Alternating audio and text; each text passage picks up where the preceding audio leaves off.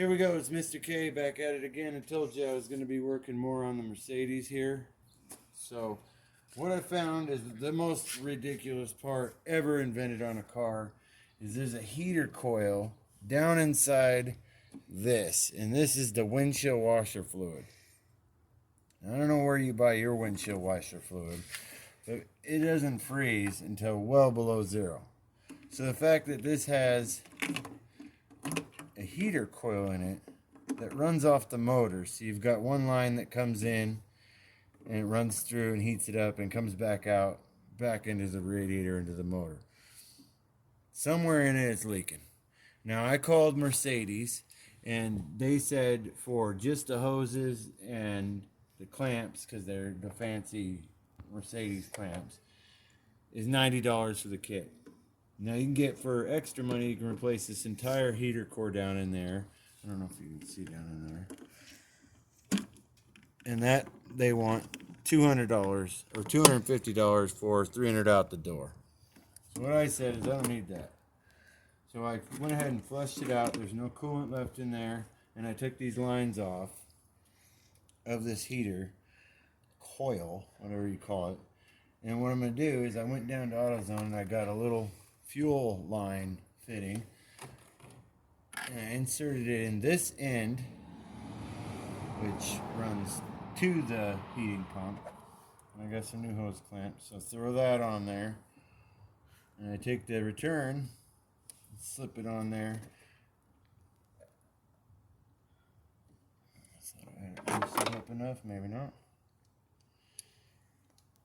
But basically what I'm going to do is, now that I've got it flushed out, I'm going to flush it out one more time probably. I'm going to put these hose clamps on and go ahead and fuse this together. And now what I've done is I've basically bypassed this part entirely. So this is no longer running coolant through it. Even if it's leaking, it can't leak because it doesn't have any coolant in it. So, I'm going to get these put on the same direction. Might be a pain in the butt later, but now I can tuck it under the side of the car here and hide it out of the way. And these will kind of create a little buffer zone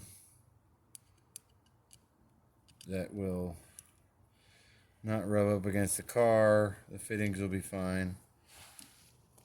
And then the hose with that fuel inlet on there will be fine. So there we go. Get these all tightened down.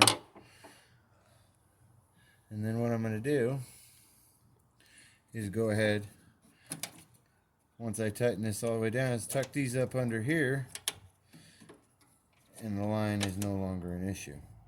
And what I'll do then is I'll go down to the car wash. I'm going to flush this out.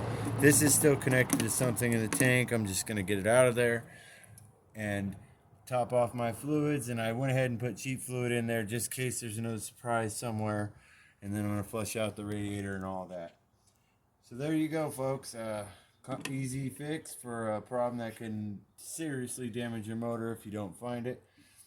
And it cost me $10 at AutoZone. So if you like this video, go ahead and like and subscribe. I mean, we saved $300 on here, and every Mercedes owner knows that, you know, you go down to the dealership and they open the hood, you're in at $300.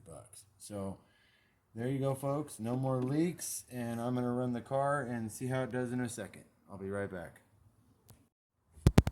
Alright, I'm going to hop in now that I made sure my fluids are all good, and I'm going to fire this car up and see what we got.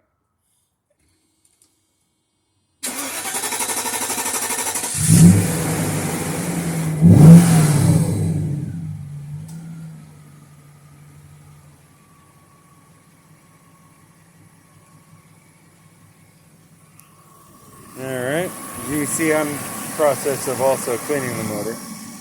But here we go, folks, and it's tucked up under there. No issue. Fluids are topped off. This cannot leak anymore. And I'm going to run down to the car wash, flush it out real good, and figure out how to get this piece out. Although if you want to leave it, it's not hurting anything. It's a closed system, so the leak won't backwash and run out your fluid.